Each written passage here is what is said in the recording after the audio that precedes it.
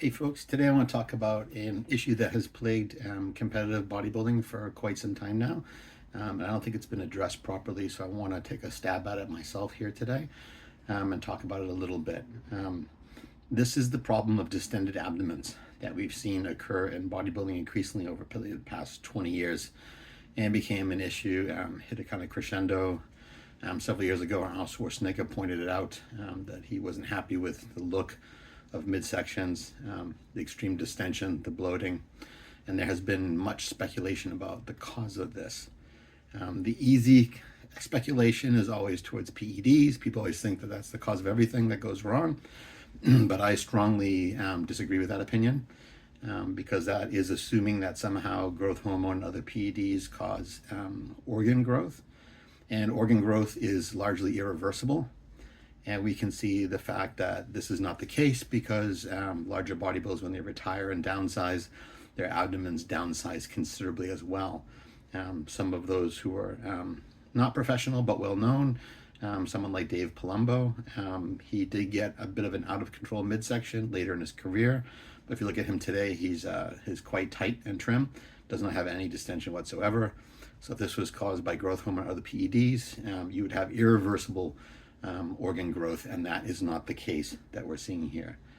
I myself also suffer from abdominal distension, and that is my motivation for making this video, frankly. And I have had scans, both CT, ultrasound, MRI, and I do not have any abnormal abdomen organ growth whatsoever. There's nothing in there that is pushing outwards that's too big or has grown out of control. Also, I've done DEXA scans on my midsection for visceral fat, and that is also lower than normal people, considerably lower, so that's not the cause.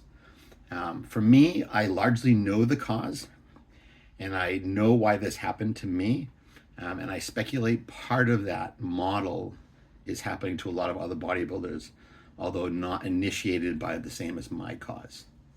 So for me, about 6 years ago, I suffered from a case of food poisoning, pretty bad bout of food poisoning, violent vomiting, things like that, the chills, feverish feelings, stuff like that.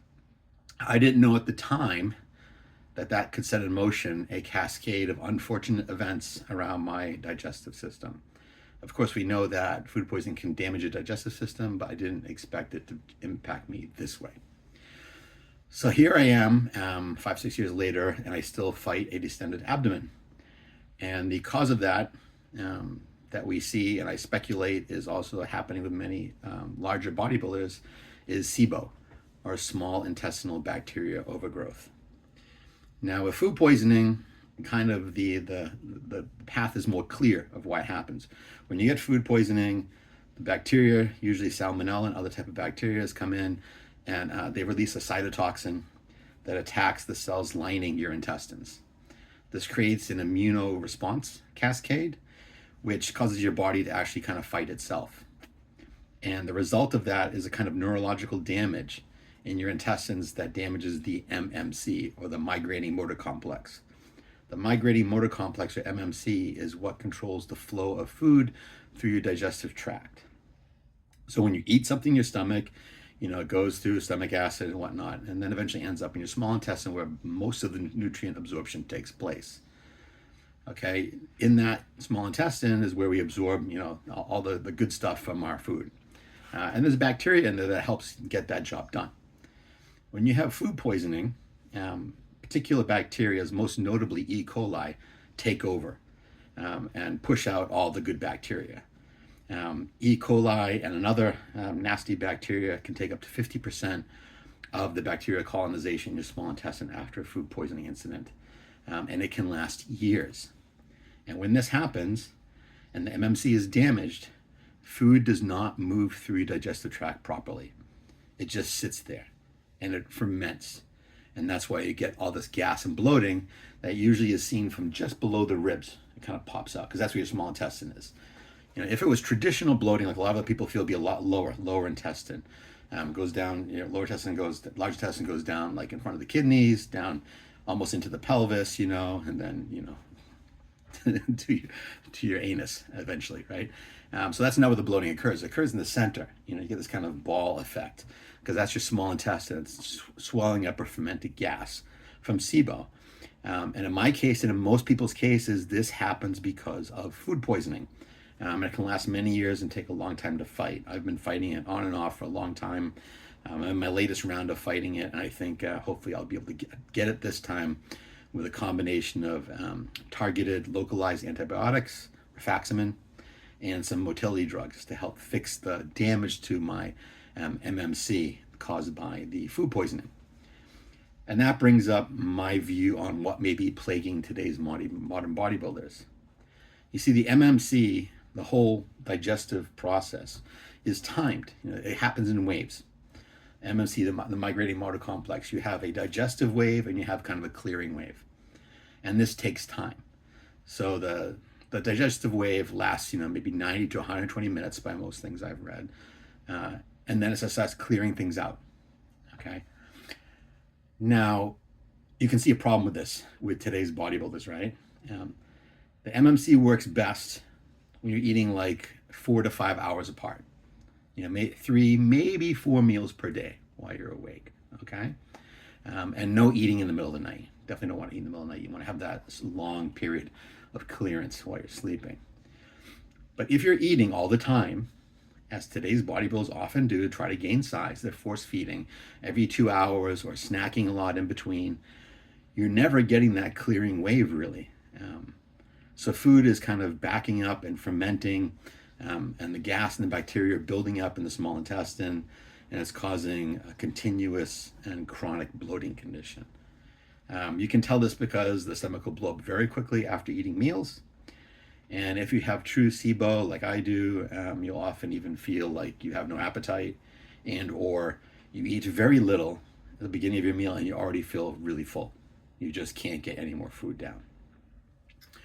This time around, attacking my personal SIBO, I took the first move of spreading out my meals considerably. I removed all snacking, and I basically moved the food that I would have eaten those snacks, the extra protein and carbs that I need throughout the day, into the meals. So my breakfast is larger, my lunch is larger, my dinner is larger, but there's nothing in between, giving it time to clear out. And from that alone, I saw a decrease in bloating, a pretty substantial decrease. Not ideal, not what I want, but getting closer. So that told me something is up here. Definitely there's not enough time to clear out that food. It's just sitting there. And frankly speaking, I'm not really young anymore. I'm 55 in about a month. Probably my body's not as optimally efficient as it once was before. And I think a lot of today's bodybuilders too, they're getting older as well. Some guys are still competing in their 40s, mid 40s, even getting close to late 40s. So obviously digestive tracts are being de-optimized by age as well, not just me. So that's also something to consider. But I really do think that the main cause of today's bloat is not just the excessive amount of food, but the frequency in which people are eating it and not providing enough time in between those feedings with no food at all. None. Any food in between will reset that wave back into the digestive wave and stop clearing. So not just the amount of food, but the frequency of which the food is eaten. Not enough time given for the body to do its process and kind of clean out in between. I think if people would find a way to do that and still get the calories and nutrients they need to grow, they should see an improvement in midsection bloating, especially if it's a bloating like mine, where it seems like chronic. It's obviously gas. You can tell by tapping on it. It's not fluid or anything like that. It's not organ growth or anything. It's just gas. It's ever-present chronic gas because it's being produced by bacteria fermenting your food in your small intestine. To make it even easier or to help mitigate the symptoms, you try to avoid things that are too slow to digest. This is kind of counterintuitive to what we think of as healthy, but has to be done, and that means you avoid things like fiber that slow down digestion. So not just food that produces gas, obvious things like broccoli, for example, or fruits that produce gas, FODMAPs. You gotta stay away from some FODMAPs, not all of them. It's a little bit different. I'll talk a little bit about that in a moment. But you don't want anything to slow down your digestion, and you don't want anything to that produces a lot of gas from the sugars that are hard to digest in your small intestine. So keep those in mind. I mentioned FODMAPs, but it's not strictly a FODMAP diet. I bought the book by Dr. Pimentel, who is probably the world's foremost authority on SIBO. He's the only guy I've seen who does real research on SIBO. A lot of people talk about it. There's lots of YouTubers out there and health practitioners and self-proclaimed doctors talking about this and take this herbal this and this herbal that and take probiotics and whatever. And you can try, but it's just not proven in the research. There are some cases where some things show a little bit of promise, but really it's not going to work as well as true medicine applied at the right time. And that's going to be rifaximin and some motility drugs to help reestablish the MMC waves that you have been missing because of the food poisoning and or maybe overfeeding. I don't know if MMC would be damaged without food poisoning, so that may not be a problem for other bodybuilders with distension, and they may not need to attack it with rifaximin, but they probably should be considering the frequency of what they eat and kind of spread it out if they can. But anyways, Dr. Pimentel is the only one out there, I think, who actually really digs into the causes on this and how to treat it properly and most efficiently. And I would suggest picking up his book or watching some webinars that he's done. Yeah, he's for real. He's a legit researcher. He's not some kind of baloney health influencer or something like that. I strongly avoid those if at all possible, especially in a case where it's actual health symptoms that need to be taken care of. But yeah, so Dr. Pimentel's book covers non-fermentation foods, and it is FODMAP-like, but it's not really FODMAP.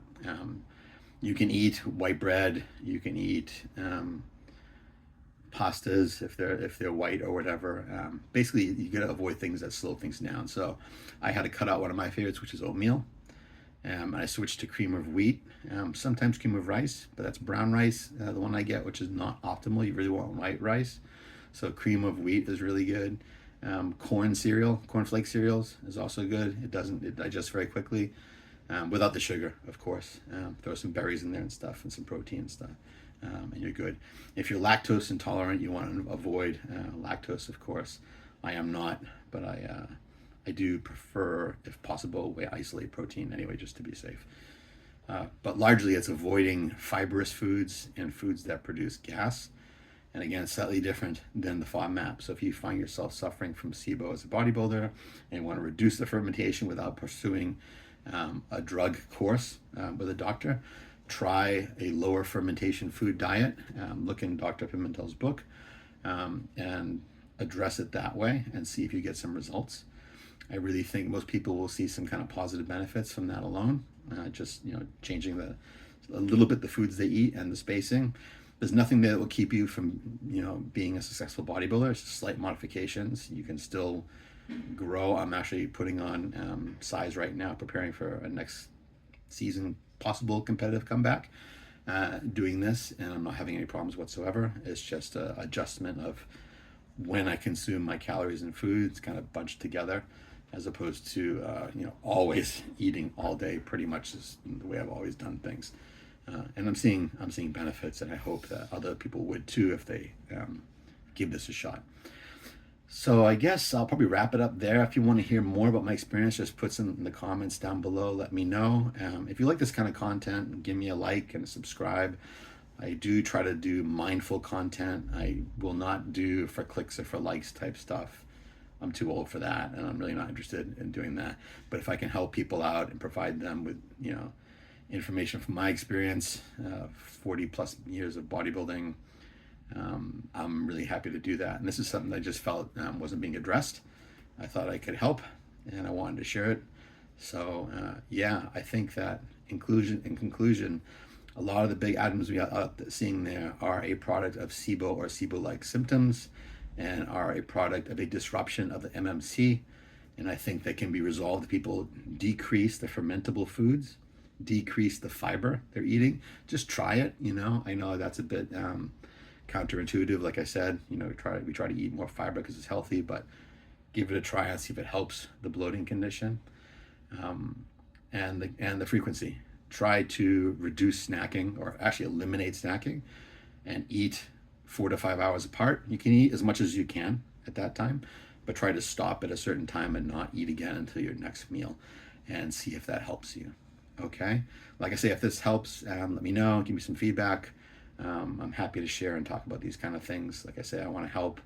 I want to contribute back to the community and do whatever small part I can. So until next time, thank you for watching, and take care, everybody. Cheers. Bye-bye.